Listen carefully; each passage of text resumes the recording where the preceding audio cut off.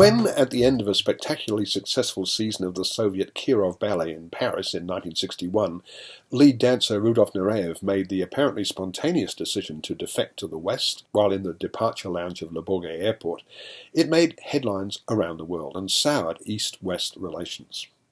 This scene, intricately depicted, forms the climax to The White Crow, Ralph Fiennes' ambitious and largely successful portrait of the dancer and his life up until that momentous act.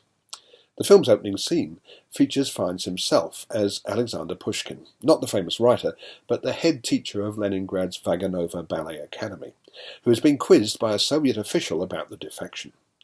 He's gone to the West because there he can dance, the soft-spoken Pushkin tells the outraged interrogator.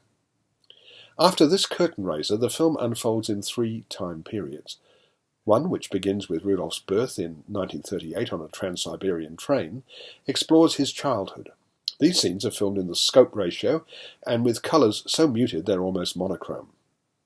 Then there are scenes set in Leningrad in 1955, when the teenage Nureyev began learning to dance in earnest, and 1961, when he and the ballet company arrive in Paris, closely watched over by a clutch of Soviet minders, led by Strizhevsky, played not as the sinister bully you might expect, but more subtly as a charming manipulator by Alexei Morozov.